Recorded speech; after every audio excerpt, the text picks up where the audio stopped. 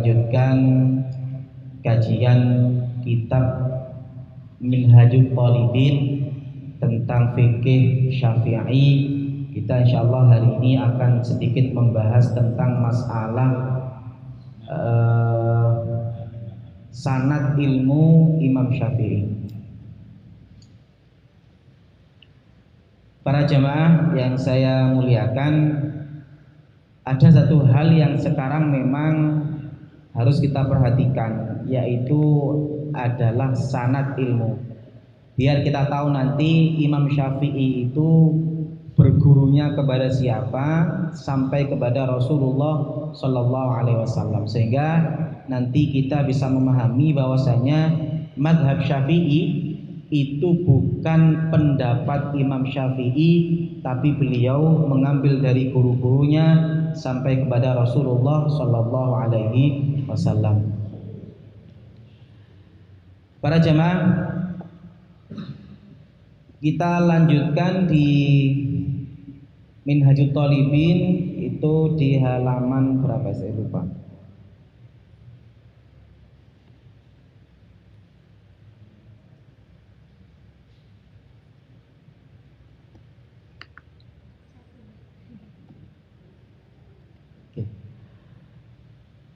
Ini kitab Minhajul Talibin.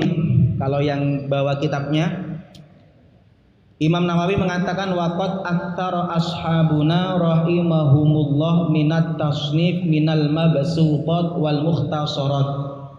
Di muqaddimah, masih di bab awal, di muqaddimah, Imam Nawawi mengatakan waqad aktsara ashabuna, ashab Imam Syafi'i, murid-murid Imam Syafi'i itu memperbanyak karangan-karangan kitab, baik kitab-kitab yang kemudian keterangannya luas maupun yang ringkas. Kenapa mazhab Syafi'i itu sampai sekarang masih ada?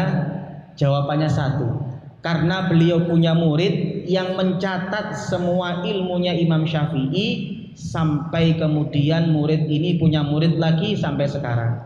Beda dengan kalau kita melihat begini, ini saya sedikit ceritakan. Sebenarnya mazhab itu banyak. Yang kita kenal kan mazhab 4, Hanafi, Maliki, Syafi'i, Hambali.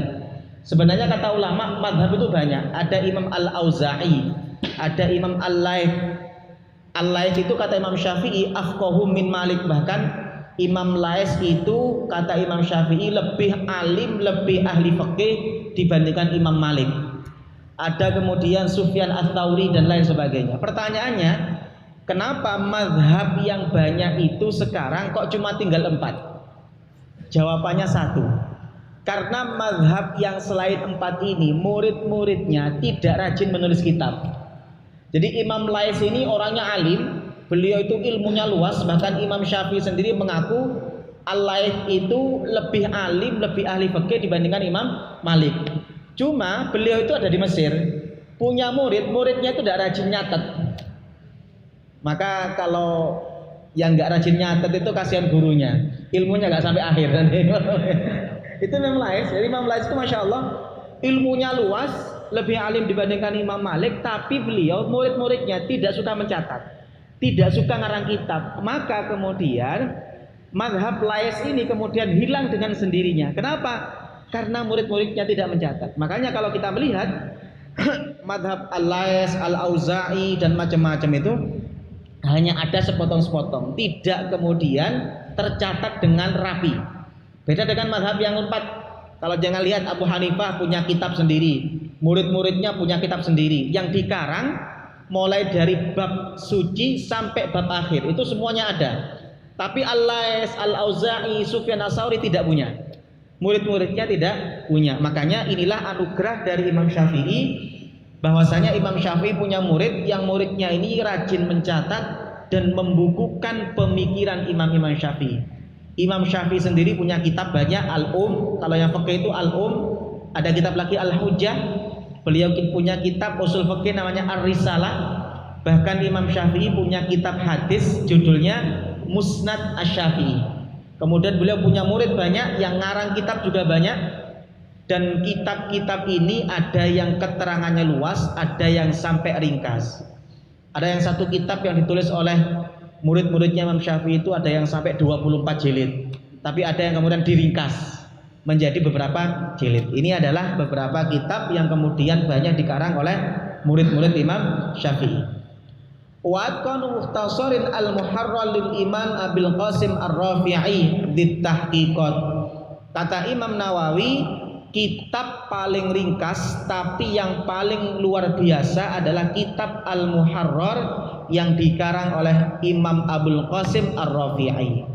Ini nanti akan saya jelaskan tentang runtutan kitab yang sampai kepada kita. Kemudian beliau mengatakan wa huwa katsirul fawaid umdatun fi tahqiqil madhab. Kitab Al-Muharrar ini adalah kitab yang manfaatnya sangat banyak dan menjadi pegangan untuk mendalami madhab Syafi'i. Mu'tamadun lil mufti, menjadi pedoman bagi seorang mufti wa ghairihi min ulit raqabat, dan orang-orang lain yang gemar dalam mendalami madhab Syafi'i. Ini ya kemudian beberapa kitab yang kemudian dikarang oleh Imam Rafi'i. Wa qadil tazama musannifuhu ayyanussa ala ma sahhahu mu'dhamul ashab. Di dalam kitab At-Tahrir Al-Muharrar ini Imam Ar-Rafi'i kemudian menjelaskan persoalan-persoalan yang perbedaan ulama mendasar, beliau cari pendapat yang paling kuat. Para jamaah yang saya muliakan, jadi Imam Nawawi kitab Minhajut Thalibin ini sebenarnya kitab yang mengacu ke kitab Al-Muharrar. Kenapa kata Imam Nawawi kok saya meringkas kitab Al-Muharrar? Karena kata Imam Nawawi, lakin fi hajmihi kibarun ya'jizu an hifdhihi aktsaru ahli al-'asri illa ba'du ahli al-'inayat. Kitab Al-Muharrar ini lumayan tebel, jadi segini. Makanya kata Imam Nawawi, kitab Muharrar ini repot dihafalkan. Maka Imam Nawawi menulis kitab Minhajut Thalibin itu supaya mudah dihafalkan. Jangan tahu kitab Minhajut Thalibin? Ini kitab Minhajut Thalibin. Nah, ini kitab aslinya. Itu sebenarnya kitab untuk dihafalkan. Jadi ada berapa halaman itu? Nah, ini sebenarnya kitab untuk dihafalkan. 100 halaman, 100 halaman yang satu halamannya beberapa baris itu luar biasa. Jangankan jamaahnya, ustadznya pun suruh menghafalkan itu ampun-ampun. Padahal Imam Nawawi itu tujuan nulis kitab ini sebenarnya kata Imam Nawawi supaya mudah dihafalkan. Itu Imam Nawawi. Nggih.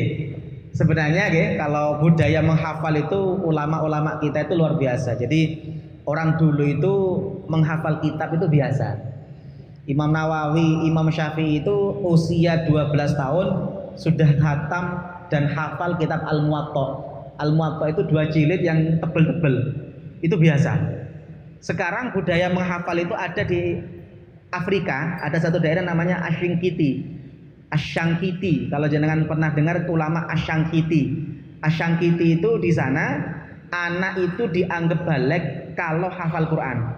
Jadi kalau belum hafal Quran itu belum dianggap dewasa. Kemudian orang tua itu biasa hafal 4 kitab, 5 kitab dan lain sebagainya. Itu biasa. Ulama-ulama dulu itu menghafal kitab itu biasa.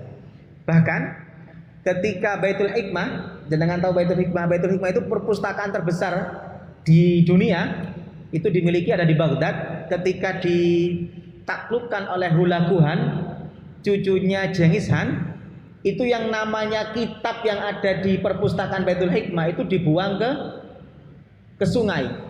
Sampai saking banyaknya kitab itu dijadikan jembatan darurat. Jadi Hulaguhan itu ketika dia mau menggempur Baghdad itu ada satu sungai besar, Sungai Tigris. Itu mereka membuat jembatan dari kitab, saking banyaknya kitab. Maka kitab-kitab kita itu banyak yang hilang. Ada satu ulama yang namanya Ibnu Shalah kalau nggak salah, kalau nggak Ibnu Sabbagh.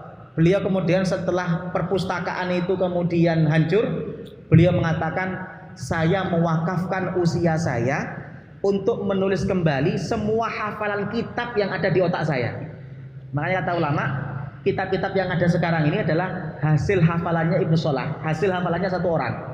Bayangkan jenengan, kitab Ihya, kitab Minhajut Thalibin itu ditulis ulang oleh seorang ulama yang hafal sekian ratus judul kitab. Itu masya Allah nih, ulama-ulama dulu. Kita tidak usah nulis kitab, wong mari pengajian wis lali mangoji apa. Ini kitab. Jadi sebenarnya tujuan kitab Minhajul Thalibin ini supaya mudah dihafal. Di Sedogiri sekarang sudah mulai ada penggalakan hafalan kitab. Makanya kemarin saya pernah share di grup itu, ada salah seorang santri itu yang sudah hafal 10 judul kitab. Ada kitab Alfiyah, Zubat, karangan Ibnu Ruslan, ada kitab Bulughul Maram dan lain sebagainya. Itu budaya-budaya yang kemarin sekarang sudah mulai dihidupkan kembali. Ketepatan di Sedogiri itu ada satu daerah khusus yang memang pendalaman kitab dan penghafalan kitab. Karena budaya itu memang harus kita budayakan. Ini kata Imam Nawawi. Maka para jamaah yang saya muliakan, ini menunjukkan pentingnya sanad. Jadi kita ngaji kitab itu ada runtutannya. Paham ya? Saya ngaji kitab ini ke siapa? Ke guru saya ke siapa? Sampai ke Imam Nawawi. Imam Nawawi dapat ilmu ini dari mana? Dari gurunya lagi. Gurunya dapat dari mana? Dari gurunya lagi sampai kepada Rasulullah Sallallahu Alaihi Wasallam. Itu namanya sanad. Paham ya? Pun. Kenapa sanad itu penting? Rasulullah SAW hadis riwayat Imam Baihaqi, beliau mengatakan, yarithu hadzal ilma min kulli khalafin uduluhu yafnauna anhu tahrifal ghalin wa intihalal mubtilin wa ta'wilal jahilin. Kata Rasulullah, ilmunya Rasulullah SAW ini akan diwarisi dalam setiap generasi. Akan ada orang-orang luar biasa, orang-orang adil yang akan mewarisi ilmu ini. Jadi ilmunya Rasulullah diwariskan oleh sahabat, orang-orang luar biasa. Sahabat diwariskan kepada tabi'in, orang-orang luar biasa. Tabi'in diwariskan lagi kepada tabi'ut tabi'in, kepada imam-imam kita sampai kepada guru-guru kita. Kenapa ilmu ini diwariskan dari generasi ke generasi? Kata Rasulullah, yang fauna anhu tahrifal ghalin, supaya untuk dibersihkan dari penyimpangan orang-orang ekstrim. Makanya banyak orang-orang itu memahami Al-Quran kalau tidak lewat guru bisa jadi orang ekstrim. Paham nggih? Jangan salah, Ustaz, ini kok ada orang hafid Quran kok kemudian menjadi orang ekstrim. Bukan Al-Qur'annya yang salah, tapi memahami Al-Qur'annya tidak berdasarkan pemahaman yang turun-temurun dari gurunya ke gurunya sampai Rasulullah SAW.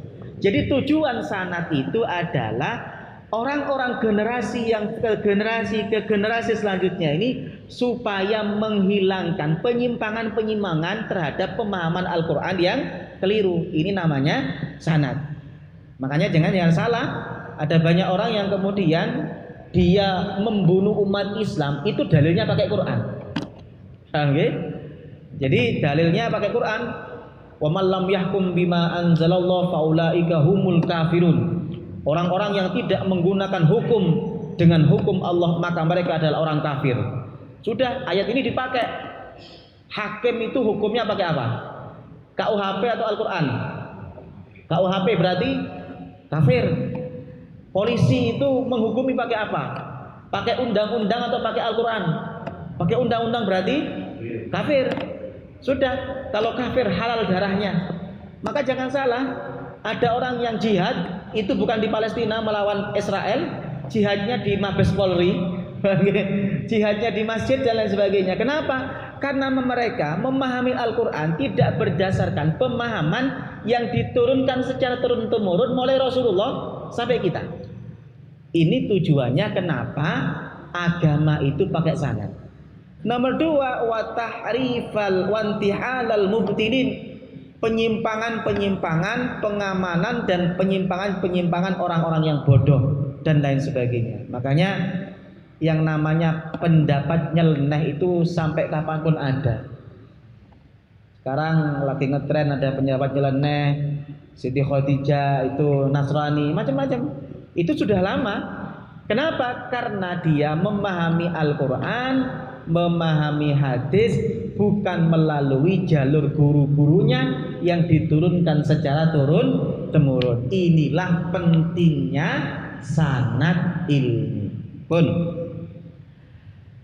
Makanya Rasulullah SAW hadis riwayat Imam Ahmad, Abu Dawud, Tirmidzi, Ibnu Majah mengatakan innal ulama warathatul anbiya. Ulama itulah para pewaris para nabi.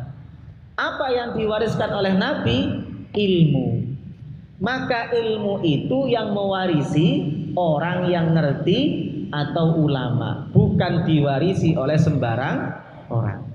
Jadi kalau jenengan baca Al-Quran, baca hadis, tidak mengikuti pendapat ulama, pemahaman ulama, itu seperti mengambil warisan orang. Paham ya? Yang mewarisi ilmu itu siapa? Ulama. Berarti kalau jenengan langsung memahami dengan pemahaman jenengan sendiri padahal jenengan tidak punya kapasitas, itu sama dengan mengambil warisan orang. Pun. Lanjut. Ibnu Sirin mengatakan inna hadzal ilma dinun fanzuru amman ta'khuduna dinakum. Kata Rasulullah SAW, ilmu ini adalah agama. Kita belajar cara sholat, kita belajar macam-macam, itu adalah bentuk dari agama. Maka kata Rasulullah SAW, karena ilmu ini adalah agama, kalian ngambilnya lihat-lihat dari siapa. Saya tanya ke jenengan, jenengan kalau resep obat, kira-kira ngambilnya ke dokter ahli atau ke dokter gadungan? Ke dokter ahli. Kalau jenengan ambil resep obat untuk jenengan atau untuk anak jenengan, ambilnya ke dokter gadungan, maka resikonya tinggi. Maka sama dengan agama, kalau resep aja kita ambilnya pilih-pilih, apalagi urusan agama. Maka kita ngambil ilmu itu juga harus pilih-pilih. Artinya apa pilih-pilih? Orang-orang yang kemudian memahami pemahaman yang utuh, yang berdasarkan sanad, yang bersanad sampai kepada Rasulullah Shallallahu Alaihi Wasallam. Yang kedua, kata Abdullah Ibnu Mubarak, beliau mengatakan wa bainal qaumi al-qawaim, yakni al-isnad. Yang membedakan antara kita dengan kaum yang lain adalah sanad. Kenapa pemahaman orang-orang Nasrani terhadap Injil itu berbeda? Karena mereka memahaminya tidak berdasarkan sanad. Saya tanya ke jenengan, kitab-kitab Injil itu ditulis zamannya Nabi Isa atau sekian ratus tahun dari Nabi Isa? Sekian ratus tahun. Oleh muridnya Nabi Isa langsung atau pengikut yang setelahnya? Pengikut setelahnya. Makanya jenengan akan melihat Injil itu versinya banyak, antar versi beda-beda. Kenapa? Karena inilah yang membedakan kita dengan umat yang lain. Umat Rasulullah itu keahliannya apa? Sanad. Semua ilmu itu dihafalkan berdasarkan sanad. Inilah keahlian dan keistimewaan umat Nabi Muhammad SAW. Maka jenengan, andaikan semua Al-Quran di dunia ini dibakar, maka Al-Quran tidak akan pernah hilang. Okay?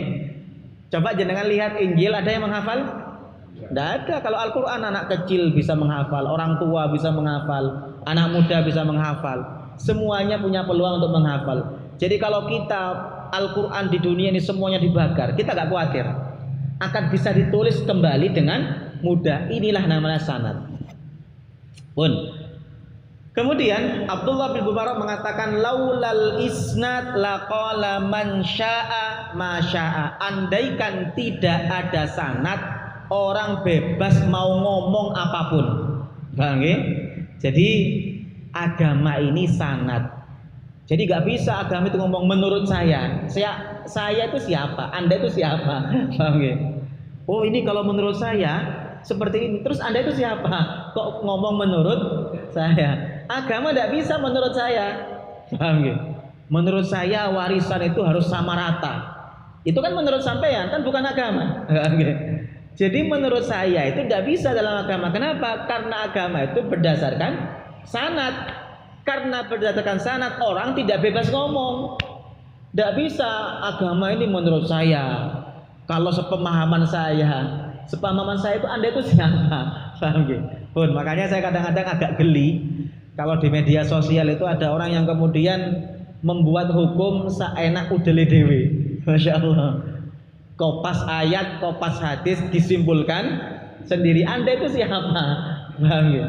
Makanya kata Abdullah bin Mubarak, laulal isnad laqala man syaa ma syaa. Andaikan tidak ada sanad, orang bebas mau ngomong apapun juga. Kemudian ini yang kemudian saya ceritakan, ilmu tanpa sanad akan mati.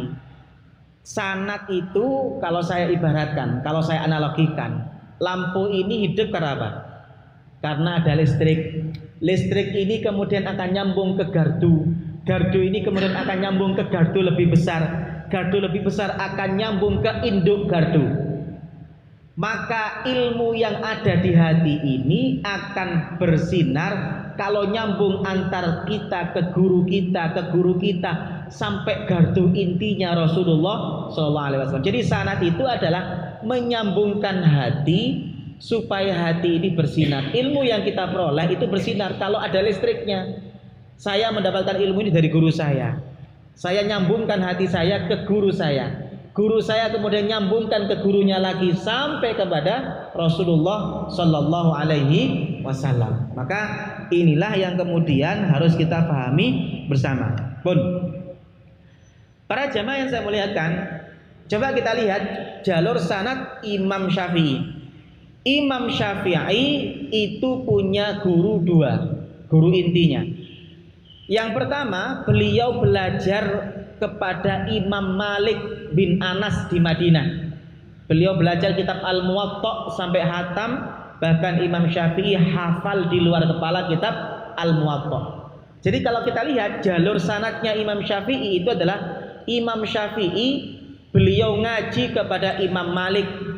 Imam Malik ngaji kepada Ibnu Syihab Az-Zuhri, ngaji kepada Imam Nafi' Maula Abdullah ibni Umar, ngaji kepada Abu Zunad, ngaji kepada Rabi'ah Ar-Rai, ngaji kepada Yahya bin Sa'id.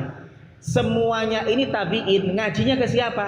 Ngajinya ke Abdullah bin Mas'ud, ke Urwah bin Zubair, ke Al-Qasim bin Muhammad bin Abu Bakar, ke Sa'id bin Musayyib, ke Sulaiman bin Yasar, ke Kharijah bin Zaid bin Sabit, dan ke Salim bin Abdullah bin Umar.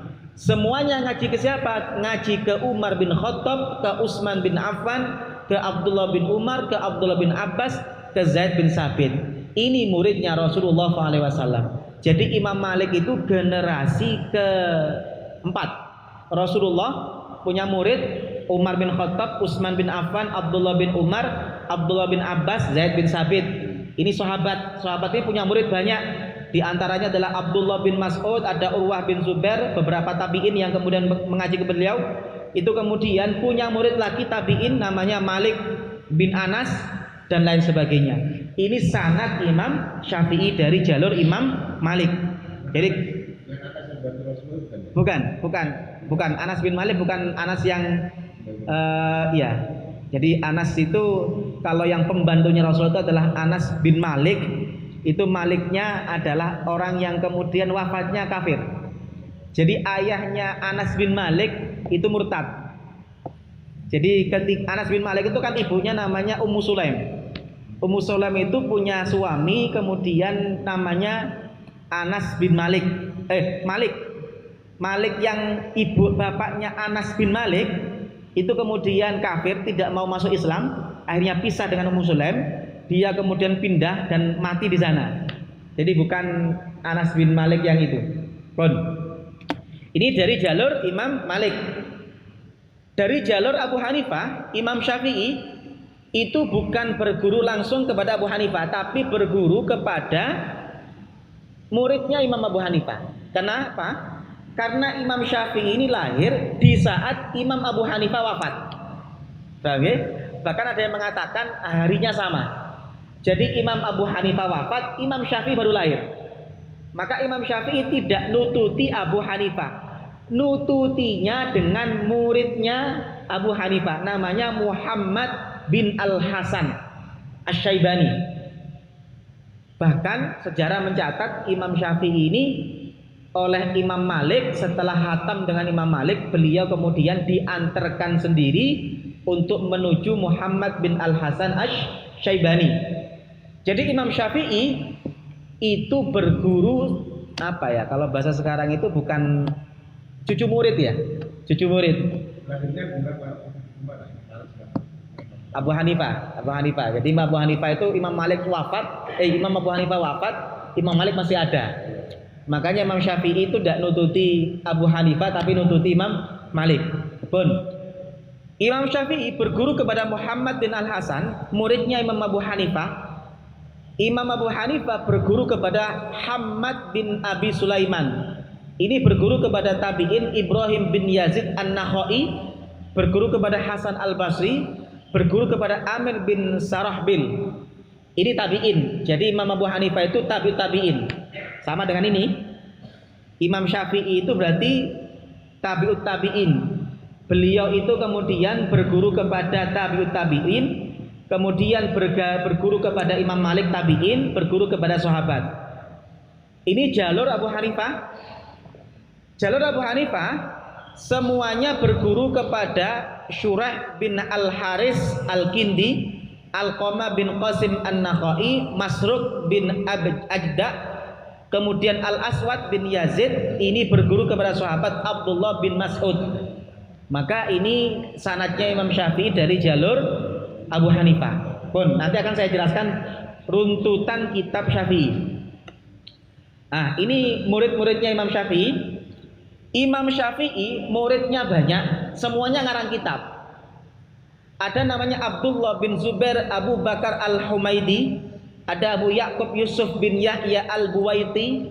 Ini nanti yang paling banyak disebut dalam mazhab Syafi'i. Al-Buwaiti punya kitab Mukhtasar Al-Buwaiti, nanti banyak disarahkan. Ishaq bin Rahuweh, Abul Usman Qadi Muhammad bin Syafi'i. Termasuk muridnya Imam Syafi'i adalah Ahmad bin Hambal. Imam Ahmad bin Hambal itu muridnya Imam Syafi'i generasi pertama. Jadi murid langsungnya Imam Syafi'i. Kemudian ada Harmalah bin Yahya At-Tajibi, ada Abu Ali Al-Husain bin Ali bin Yazid Al-Karabisi, ada Abu Thawr Al-Kulabi Al-Baudadi, ada Ahmad bin Yahya bin Wazir bin Sulaiman At-Tajibi. Termasuk gurunya muridnya Imam Syafi'i adalah Imam Bukhari, Al-Hasan bin Muhammad bin Shabbah Az-Za'farani. Ini beberapa muridnya Imam Syafi'i. Nanti jenengan akan lihat semua ulama hadis itu ternyata rata-rata muridnya Imam Syafi'i. Generasi pertama adalah Imam Bukhari. Ini ulama hadis. Generasi kedua, generasi ketiga sekarang ada Abu Ibrahim Ismail bin Yahya Al-Muzanni, nanti punya kitab namanya Mukhtasar Al-Muzanni. Ada Ahmad bin As-Sayyar, ada Ar-Rabi' bin Sulaiman, termasuk adalah Abu Dawud. Itu generasi kedua. Generasi kedua Imam Syafi'i muridnya ada Abu Hatim, ada Ad-Darimi. Ad-Darimi juga seorang ulama hadis, punya kitab Sunan Ad-Darimi. Ibnu Abi Dunya ini juga ulama hadis, ada kitab namanya Kutubu Abi Dunya, itu juga kitab-kitab hadis. Ada Abu Abdullah Al-Marwazi, ada Abu Ja'far At-Turmudi, ada Junaid Al-Baghdadi. Ini generasi kedua. Generasi ketiga murid-muridnya lagi adalah ada An-Nasai, Imam Nasai itu generasi ketiga. Ada Ibnu Suraj, ada Ibnul Mundir, itu juga ulama hadis. Ada Abul Hasan Al-Asy'ari, ini kemudian pendiri kitab, pendiri mazhab Asy'ari dalam bidang akidah. Maka Imam Asy'ari itu mazhab fikihnya Syafi'i. Kemudian ada Ibnul Qas, ada Abu Ishaq Al-Marwazi, ada Al-Mas'udi, ada Abu Ali At-Tabari, ada Al-Qaffal Asy-Syasi, ada Ad-Daruqutni. Jangan pengen sering mendengar Imam Ad-Daruqutni. Itu juga ulama hadis. Itu generasi ketiga. Generasi keempat ada Qadi Abu Bakar Al-Baqilani, ada Al-Mahamili, ada As-Sabaqtakin, ada Abu Muhammad Al-Juwaini, ini gurunya Imam Ghazali, ada Al-Mawardi, ada Ahmad bin Husain Al-Baihaqi, Ini juga ulama hadis. Ada Qadi Al-Marwazi, ada Abul Qasim Al-Kushairi, ada Abu Ishaq Asy-Syairazi, ada Imam Al-Haramain, ini gurunya Imam Ghazali, ada Al-Karmani. Generasi kelima ada Imam Ghazali. Jadi Imam Ghazali itu dengan Imam Syafi'i murid cucu kelima. Generasi kelimanya Imam Syafi'i. Ada Imam Ghazali, ada Abu Bakar Asy-Syazi, ada Al-Baghawi. Ini juga pengarang kitab tafsir Al-Baghawi. Ada Al-Hamdani, ada Asy-Syahrastani, ada Al-Amudi, ada Ibnu Asakir, ada Ibnul Ambari, ada Abu Syuja' Al-Asbihani. Ini generasi ke-5. Generasi ke-6 ada Ibnul Athir, Imam Fakhruddin Ar-Razi, pengarang kitab tafsir Ar-Razi. Ada Aminuddin Abul Khair At-Tibrizi, ada Imam Ar-Rafi'i, ada Ali As-Sakhawi, ada Izzuddin bin Abdissalam, ada Ibnu Malik, ada Muhyiddin Syaraf An-Nawawi, Imam Nawawi. Jadi Imam Nawawi itu generasi ke-6. Imam Nawawi yang kita kenal itu generasi muridnya Imam Syafi'i ke-6. Ada Al-Baydawi. Generasi ke-7 ada ulama Ibnu Daqiqil Aid, ada Qutbuddin Asy-Syairazi, ada Al-Qamuli, ada Imam As-Subuki, ada Tajuddin As-Subuki. Ini Masya Allah ya, bapak anak sama-sama alim jadi ulama. Jadi bapaknya Taqiyuddin As-Subuki alim luar biasa, anaknya Tajuddin juga alim.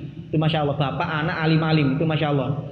Ada Jamaluddin Al-Asnawi, Ibnu Katsir, itu generasi ke-7. Ada Ibnul Mulaqqin, ada Az-Zarkashi, itu juga generasi ke-7. Generasi ke-8 ada Imam Al-Bulqini, ada Zainuddin Al-Iraqi. Ini yang kemudian yang mentahqiq kitab Ihya. Ada Ibnul Muqri, ada Syihabuddin Al-Ramli, ada Ibnu Ruslan, ada Ibnu Zahra, ada Ibnu Hajar Al-Asqalani yang ngarang kitab Fathul Bari, syarahnya kitab Sahih Bukhari. Itu Asy-Syafi'i, muridnya Imam Syafi'i generasi ke-8. Ada Jalaluddin Al-Mahalli, ada Kamaluddin Ibnul Imam Al-Kamili. Generasi ke-9 ada Jalaluddin As-Suyuti, Imam Suyuti itu generasi ke-9. Ada Al-Qastilani, ini juga pengarang kitab syarah Bukhari. Ada Zakaria Al-Ansari yang terkenal dengan Syekhul Islam. Ada Zainuddin Al-Maribari, ada Abdul Wahab Asy-Sya'rani, ada Ibnu Hajar Al-Haytami. Jadi Ibnu Hajar itu ada 2. Ada Ibnu Hajar Al-Asqalani, ahli hadis. Ada Ibnu Hajar Al-Haytami, ahli fiqih. Jadi kalau jenengan lihat kitab Bulughul Maram, pernah dengar kitab Bulughul Maram? Itu karangan Ibnu Hajar Al-Asqalani, ahli hadis.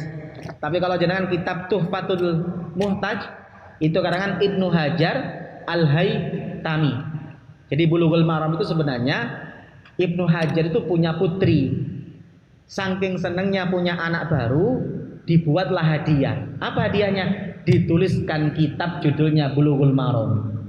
Jadi ulama dulu itu kalau punya anak, itu sebagai kenang-kenangan untuk anaknya itu ngarang kitab. Ada kitab namanya Tuhfatul Maulud, Tuhfatul Maudud fi Ahkamil Maulud, karangan Ibnul Jauzi. Itu kitab menjelaskan tentang anak. Itu juga sama, ditulis oleh ulama waktu punya anak baru lahir, saking senengnya beliau pingin punya hadiah, ditulislah kitab semalam, itu dapat 800 halaman. Masya Allah, itu ulama dulu. Jadi punya anak langsung ngarang kitab. Sama dengan Bulughul Maram, itu juga sebenarnya kalau jenengan baca sejarahnya penulisan Bulughul Maram, itu kitab hadiah untuk anaknya yang baru lahir. Itu kenapa? Perempuan kalau nggak salah. Kalau yang Ibnu Hajar Al-Asqalani itu kalau nggak salah putri, dia punya putri. Saya agak lupa. Itu juga hadiah. Kemudian ada Al-Khatib Asy-Syirbini, ada Ibnu Qasim Al-Ubadi. Generasi ke-10 ada Syamsuddin Ar-Ramli, ini yang lumayan terkenal. Abu Bakar Asy-Shinwani, Syihabuddin As-Subuki, Ibnul Allan Al-Makki, Ibnu Al-Makki ini kemudian yang ngarang kitab dari Lul Falihin, syarahnya Riyadhus Shalihin yang kita pelajari kemarin. Ada Ar-Raniri, ini ulama Aceh kalau nggak salah, Syihabuddin Al-Qalyubi, Muhammad Al-Kaurani, Muhammad Maimuni, Ash-Shibra Malisi, Abdul Rauf Al-Fansuri. Kemudian generasi ke-11 ada Najmuddin Al-Hifni, ada Al-Kaurani, Ilyas Al-Kurdi, ada Abdul Karim Asy-Syarabati, ada Jamaluddin Al-Hifni, ada Imam Al-Barmawi, ada Al-Ajhuri, ada Asy-Syuja'i.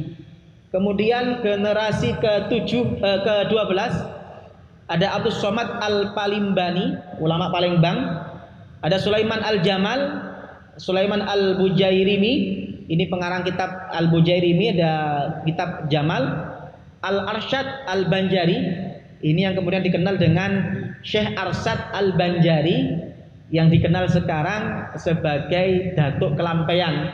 Kalau jenengan ke Kalimantan itu terkenal sekali Syekh Arsyad Al-Banjari. Salah seorang cucunya adalah Syekh Zainuddin, kalau nggak salah Syekh Zaini Abdul Ghani. Ya, Zain Abdul Ghani ya. Yang terkenal siapa namanya itu? Nama? Nah, Tuan Guru Sekumpul Zain Abdul Ghani. Itu Tuan Guru Sekumpul itu kalau nggak salah keturunannya Syekh Arsyad Al-Banjari. Di Bangil itu ada pondok namanya Pondok Datuk Kelampean. Itu pondok yang kalau haul itu ramai sekali. Itu juga keturunannya Syekh Arsyad Al-Banjari. Saya punya teman itu cerita, di antara cucunya Syekh Arsyad Al-Banjari adalah Ustadz Arifin Ilham. Ustadz Arifin Ilham itu saya punya teman yang juga keturunannya Syekh Arsyad Al-Banjari. Ustadz Arifin Ilham itu katanya salah satu keturunannya Syekh Arsyad Al-Banjari. Kemudian ada Muhammad Asy-Shinwani, Muhammad Al-Fudhali, Khalid An-Naqsabandi, Abdurrahman Ba'alawi Al-Hadrami, ada Khatib As-Sambasi, ulama Sambas, ada Ibrahim Al-Bajuri. Generasi ke-13 Syekh Zaini Dahlan, ini ulama Indonesia yang kemudian lama di Arab Saudi. Al-Bakri Asyato, Syekh Bakri As-Sato. Syekh Bakri As-Sato ini pengarang kitab I'anatul Talibin. Salah satu keturunan Syekh Abu Bakar Asyato adalah Kiai Nawawi Sedogiri, pengasuh yang kemarin wafat. Itu dari jalur abah beliau, itu jalur laki-laki semua, itu ke pengarang kitab I'anatul Talibin. Jadi Syekh Abu Bakar Asyato. Syekh Abu Bakar As-Sato ini yang paling dekat dengan ulama Indonesia. Imam Nawawi Al-Banteni, ini generasi ke-13, Imam Nawawi Banten. Kiai Soleh Darat, ini salah satu gurunya Imam Pangeran Diponegoro, itu banyak mengaji ke Kiai Soleh Darat. Muhammad Amin Al-Kurdi, Imam Khatib Al-Minangkabawi, Mahfud At-Tarmasi, At-Turmusi, Termas. Ini Syekh Mahfud ini ulama Termas yang karangannya banyak, juga tinggal di Arab, di Mekah. Jadi banyak ulama-ulama kita orang Jawa yang tinggal di Mekah, mengajar di Mekah. Di antaranya adalah Kiai Nawawi Banten, ada namanya Khatib Al-Minangkabawi, itu juga lama. Mahfud At-Tarmasi, Zaini Dahlan, itu juga ulama-ulama Jawa yang kemudian menetap di Mekah dan menjadi ulama Mekah.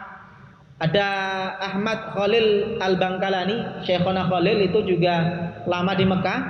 Ada Yusuf bin Ismail An-Nabhani, salah satunya adalah Kiai Haji Hasyim Asy'ari. Jadi NU sama Muhammadiyah itu sebenarnya satu jalur sanadnya. Karena Kiai Haji Hasyim Asy'ari sama Kiai Darwis, Kiai Ahmad Dahlan itu berguru ke sama, salah seorang ulama yang di Mekah. Beliau berguru ke sama. Cuma bedanya kalau Kiai Hasyim Asy'ari itu lebih banyak mulazamah kepada Kiai Zaini Dahlan. Itu yang kemudian beliau coraknya corak tradisionalis. Kalau Kiai Ahmad Dahlan itu banyak bergurunya ke Ahmad Khatib Al-Minangkabawi. Makanya kemudian modernis. Jadi sanadnya sama. Makanya kalau jenengan lihat hampir semuanya Syafi'i. Coba jenengan lihat Kiai Haji Ahmad Dahlan, cucunya pernah cerita Ki Ahmad Dahlan itu juga kunut dulu. Jadi Ki Ahmad Dahlan itu kunut. Kalau jenengan lihat di buku-buku Muhammadiyah yang generasi awal, itu tata cara sholatnya sama persis dengan NU. Karena memang satu guru, Syafi'i. Cuma kemudian di Muhammadiyah ada namanya Majelis Tarjih. Nah, di Majelis Tarjih inilah kemudian ada beberapa keputusan-keputusan tarjih yang kemudian mentarjih beberapa pendapat, termasuk adalah kunut dan lain sebagainya. Tapi kalau jenengan tanya ke teman-teman Muhammadiyah yang kuno-kuno, Ki Ahmad Dahlan itu juga kunut. Makanya kunut tidak kunut itu bukan masalah Muhammadiyah atau NU. Paham ya? Jadi kunut tidak kunut itu bukan masalah Muhammadiyah atau NU. Kunut tidak kunut itu masalah Syafi'i dengan Hanafi. Paham ya? Jadi yang enggak kunut itu bukan berarti bukan NU. Karena NU sendiri juga salah satu pendapatnya ikut Hanafi. Paham ya? Cuma dalam masalah subuh ketepatan NU ikut Syafi'i. Jadi Muhammadiyah dan NU itu satu rahim, sama-sama mulazamah kepada ulama generasi ke-13. Ini secara singkat, kurun terbaik dan seterusnya. Ini kalau jalur yang paling singkat, Imam Ahmad itu gurunya Imam Syafi'i, Imam Syafi'i berguru ke Imam Malik. Ini kemudian berguru ke Imam Nafi', Imam Nafi' ke Ibnu Umar. Ibnu Umar itu adalah muridnya Rasulullah SAW. Imam Abu Hanifah itu berguru ke Ikrimah. Ikrimah berguru kepada Ibnu Abbas. Ibnu Abbas muridnya Nabi Muhammad SAW. Jadi kalau kita bicara salaf, paham ya? Kalau kita bicara manhaj salaf, ya ini. Salaf itu ini, paham ya? Bukan ngarang sendiri. Kita ikut Imam Ahmad, kita ikut Imam Syafi'i, kita ikut Imam Malik, kita ikut Imam Hanafi. Itu namanya kita ikut salaf. Karena kata Rasulullah SAW adalah khairukum qarni tsummal ladzina yalunahum dan seterusnya. Kata Rasulullah, orang terbaik itu adalah generasiku sahabat. Kemudian orang yang setelahnya tabi'in. Kemudian tsummal ladzina yalunahum, orang-orang yang setelahnya lagi berarti tabi'in. Maka generasi sahabat itu adalah generasi salaf itu adalah sahabat, tabi'in dan tabi'in. Jadi kalau saya belajar fikih Syafi'i, itu saya namanya ikut salaf. Paham nggih? Enggak usah gawe-gawe dhewe.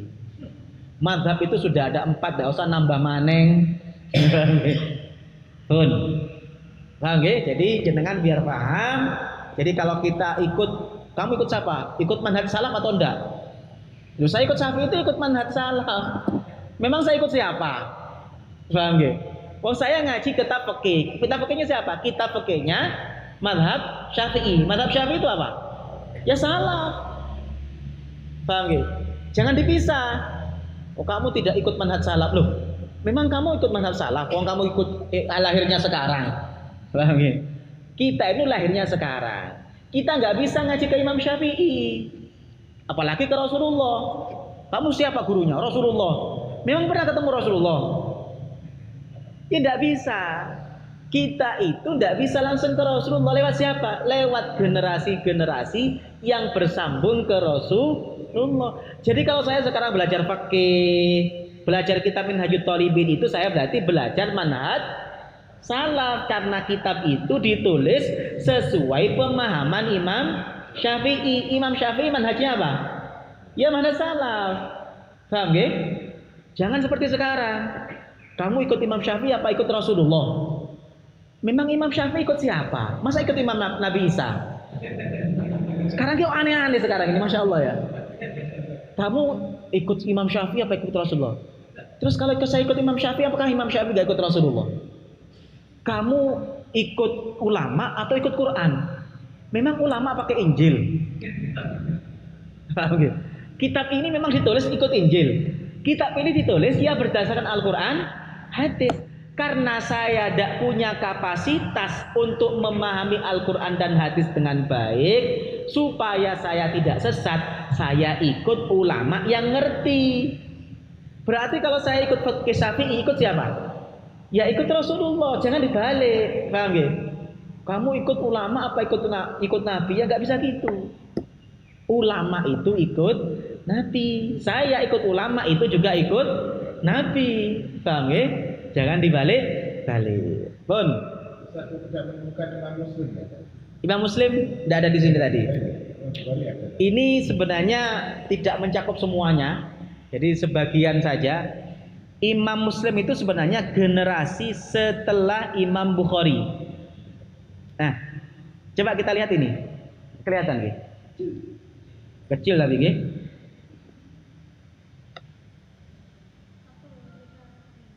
Ini pernah tak tunjukkan, jangan biar tahu runtutan kitab itu tidak sekedar hanya kita ngaku-ngaku yang seterusnya.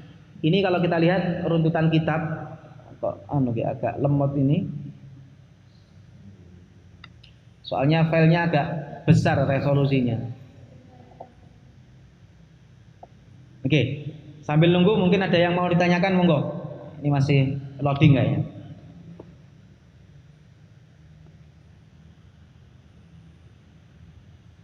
Oke, monggo kalau ada yang mau ditanyakan. Ini kita belum belajar mazhab Syafi'i. Jadi kitab Minhajut Thalibin ini kitab menengah ke atas. Jadi kalau ke pesantren ini kitab termasuk kitab tinggi. Maka jenengan insya Allah hatam ini lumayan memahami Syafi'i. Kalau rutin. Meskipun saulan sepisan. Makanya ini saya masih belum bicara tentang fikihnya. Ini masih pengantar karena masih bicara tentang muqaddimahnya. Jadi mulai dari sanadnya, insya Allah nanti pertemuan selanjutnya bulan depan akan bicara tentang istilah-istilah dalam mazhab Syafi'i. Jadi kalau jenengan mau belajar Syafi'i harus ngerti dulu istilah-istilah dalam mazhab Syafi'i. Ada nanti namanya qaul qadim, ada nanti namanya qaul jadid, ada kitab Al-Alhar, Al-Asa, As-Sahih dan lain sebagainya. Makanya ini kitab yang insya Allah lumayan tinggi. Kalau hatam ini insya Allah sudah alim-alim semua ini, meskipun bondo kuping insyaallah. Oke. Monggo kalau ada yang mau ditanyakan sambil nunggu ini. Ini kayaknya pernah tak kirim ke grup WA yang ini, pernah ya? Pernah ini. Ini runtutan kitab-kitab Syafi'i mulai zaman Rasulullah sampai Imam Syafi'i, sanadnya sampai Imam Syafi'i ke murid-muridnya sampai sekarang. Nggih. Monggo kalau ada yang mau didiskusikan. Nggih.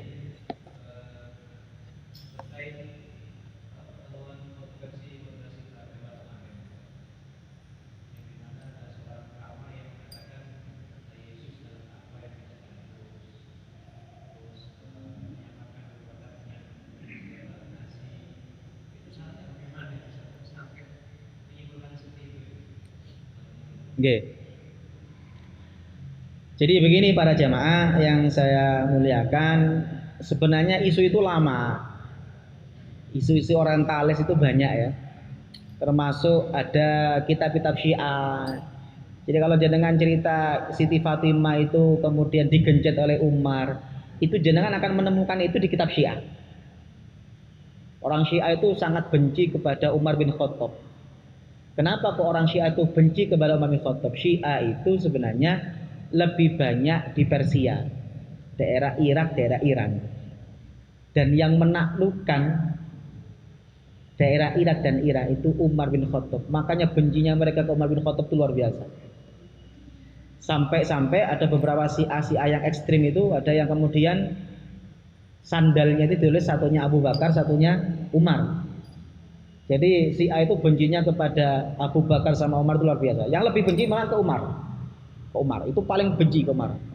Kenapa kok paling benci ke Umar? Karena memang banyak hal yang kemudian Umar itu ada apa ya? Ada semacam dendam sejarah. Jangan lihat munculnya Syiah itu di daerah Persia. Jadi dulu itu kerajaan terbesar itu Persia. Persia ini kemudian ditaklukkan oleh Umar bin Khattab. Maka jenengan akan menemukan seperti itu kalau nggak merujuknya ke Syiah, merujuknya lagi adalah ke orientalis. Orientalis itu banyak, ada Goldizer dan macam-macam. Istri saya itu kuliah S2 di UIN, ambil tafsir. Saya banyak baca buku-bukunya. Ada salah satu rujukannya itu adalah bukunya orientalis, Goldizer itu sangat terkenal. Dia nulis kitab tentang kajian tafsir. Jadi orientalis ada namanya Al-Mustasyrikin, itu orang orientalis. Jangan tahu kitab Al-Mu'jam Al-Mufahros, itu kitab indeks hadis. Sekarang kan enak ya, sekarang kita itu cari hadis, cari Google ada banyak. Kalau dulu kan tidak bisa. Maka dulu ada kitab namanya Al-Mu'jam Al-Mufahros. Itu kitab hadis. Jadi umpama saya hafal hadis ya, ada hafal hadis ya, hafal satu kata, maka saya bisa merujuk ke kitab itu.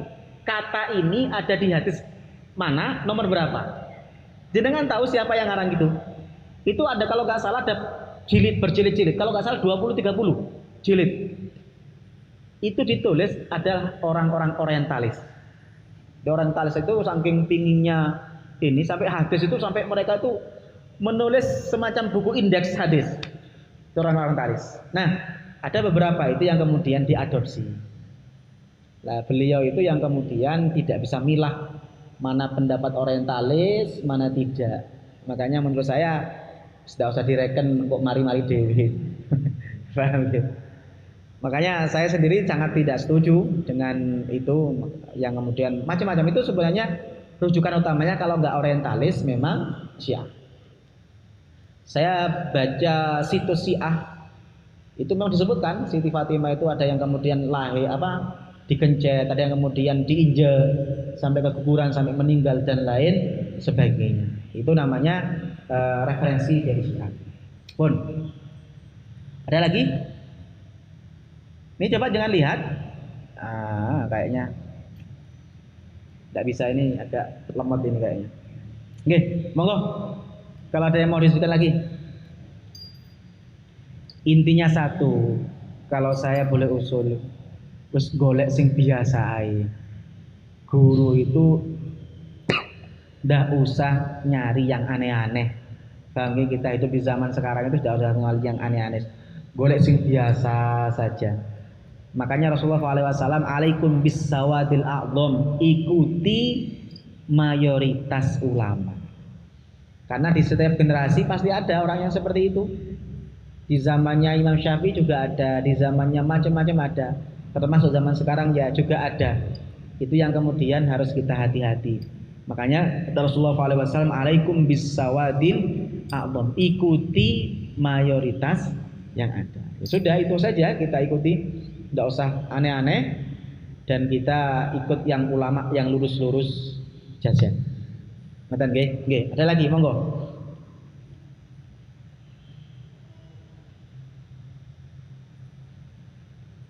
Sampun? Ada lagi? Kitab Minhajul Thalibin. Ada lagi?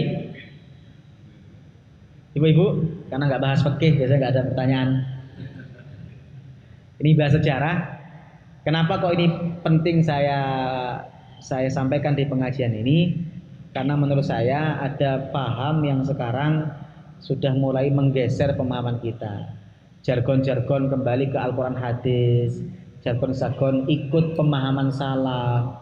Itu jargon yang sebenarnya benar, cuma kadang-kadang disalah pahami. Artinya kalau kita belajar fikih itu kita juga ikut Rasulullah.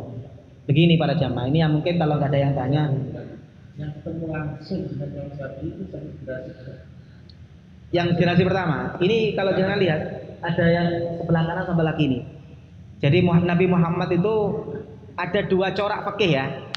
Nabi Muhammad SAW itu sahabat, ada yang kemudian menetap di Makkah dan Madinah, ada yang ada yang hijrah ke Irak. Jadi kenapa kok ada tiga mazhab utama?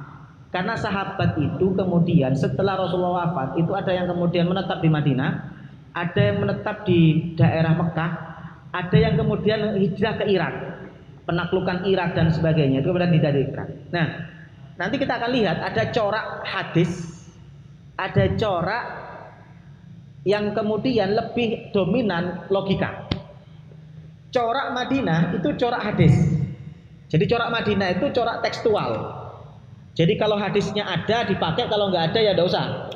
Maka Imam Malik itu pernah ada salah seorang dari jauh Beliau itu membawa 80 pertanyaan. Butuh waktu ke Madinah 2 bulan. Imam Malik diajukan 80 pertanyaan. Beliau mengatakan, saya hanya bisa jawab 3 kalau 4. Orang ini kemudian, kalau jenengan jawab 4, saya pulang bawa apa ke umat saya ini? Ya bilang saja Imam Malik nggak tahu, itu Imam Malik. Maka Imam Malik tuh sering kalau ditanya itu nggak tahu. Kenapa? Tidak ada hadisnya. Ya sudah. Beliau bilang nggak tahu. Itu corak Madinah. Jadi corak Madinah itu adalah fikihnya. Imam Malik itu simpel. Imam Malik itu begini. Imam Malik, jangan biar tahu. Imam Malik itu simpel. Kata Imam Malik, kalau sampean ingin tahu sholat, ya sudah lihat sholatnya orang-orang yang sholat di Masjid Nabawi. Karena dia pasti sholat, lihat bapaknya. Bapaknya, lihat bapaknya, lihat Rasulullah. Maka Imam Malik itu simpel. Kalau ingin tahu sholat, ya lihat aja orang-orang yang sholat di Masjid Nabawi. Itulah yang dikenal dengan amalu ahli Madinah. Amaliyah ahli Madinah itu oleh Imam Malik dijadikan rujukan. Maka Imam Malik kalau menemukan masalah baru tidak nemu hadisnya, beliau lebih mengatakan la adri, saya nggak tahu. Itu corak Madinah. Nanti corak Madinah digabungkan oleh Imam Syafi'i. Makanya Imam Syafi'i oleh Imam Ahmad dikatakan nasirus sunnah, penolong sunnah. Kenapa kata Imam Ahmad? Dulu kata Imam Ahmad, kita itu sering tengkar gara-gara apa? Ada mazhab Madinah yang tekstual, ada mazhab Irak yang lebih dominan logika. Ini sering tengkar. Sampai kata Imam Ahmad muncul Imam Syafi'i yang menggabungkan keduanya. Karena Imam Syafi'i itu bergurunya kedua. Paham nggih? Coba ada ayat. Corak mazhab Irak itu sahabatnya adalah Abdullah bin Mas'ud, punya murid Alqamah, punya murid Abu Hanifah. Jadi Abu Hanifah itu coraknya adalah corak fikihnya Irak yang lewat jalur Abdullah bin Mas'ud. Kemudian di Mekah itu adalah Abdullah bin Abbas, ada Sufyan ibnu Uyainah. Ini kemudian punya murid Imam Syafi'i. Jadi Imam Syafi'i itu lengkap.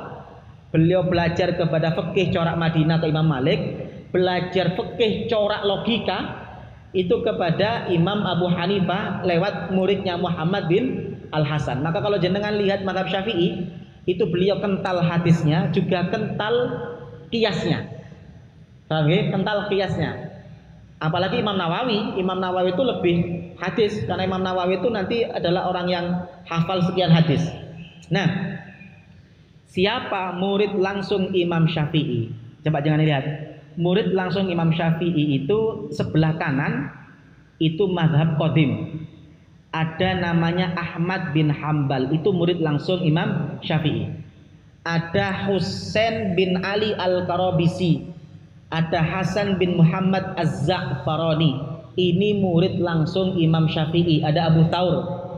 Kemudian Imam Syafi'i pindah ke Mesir. Ketika pindah ke Mesir, beliau punya murid lebih banyak.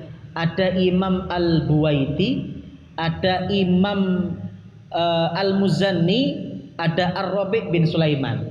Ini kemudian murid langsung Imam Syafi'i. Nah, jangan lihat ngarang kitab ini, jangan lihat kitab-kitab Syafi'i itu. Imam Syafi'i punya kitab muridnya punya kitab namanya Al-Buwaiti, Al-Muzanni. Itu kemudian disarahi. Ada sarahnya namanya Bahrul Madhab Ar-Ruyani. Ada Al-Hawil Kabir, itu berjilid-jilid. Kemudian ada At-Ta'liqah, ini kitab-kitabnya. Jadi gitu, kitab yang Syafi'i pendapatnya ditulis oleh muridnya. Muridnya lagi mensarahi. Ada yang kemudian meringkas. Muridnya lagi ada yang mensarahi, meringkas terus gitu. Ini jangan lihat nih. Ini. Di mana kitab Minhajut Thalibin? Kitab Minhajut Thalibin itu ada di sini. Nah, ini. Jangan lihat di sini. Kelihatan nggih? Ini Minhajut Thalibin. Jadi Minhajut Thalibin ini kitab yang meringkas kitab Muharrar. Muharrar meringkas kitab Al-Wajiz. Al-Wajiz meringkas kitab Al-Wasit. Al-Basit itu kemudian mengacunya kepada Nihayatul Matlabnya Imam Al-Juwaini. Ini kitab terus sampai ada kitab Takrib dan lain sebagainya. Makanya aneh, ada orang nggak pernah belajar mazhab Syafi'i, sekarang ngomong Indonesia ini ikut Syafi'iyah, tidak ikut Syafi'i. Itu orang yang belajar Syafi'i itu tertawa. Paham nggih? Jadi kalau ada orang mengatakan sekarang Indonesia ini ikut apa? Ikut Syafi'iyah bukan ikut Syafi'i. Itu orang yang belajar Syafi'i tertawa. Orang kita belajar Syafi'i mulai dari kitab paling simpel sampai paling tinggi. Ada orang yang nggak pernah belajar Syafi'i kemudian ngomong Indonesia itu ikut Syafi'iyah, tidak ikut Syafi'i. Paham nggih? Pun. Sabun kalau nggak ada saya anggap cukup. Sabun. Semoga menjadi ilmu bermanfaat barokah. Semoga kita oleh Allah Subhanahu wa taala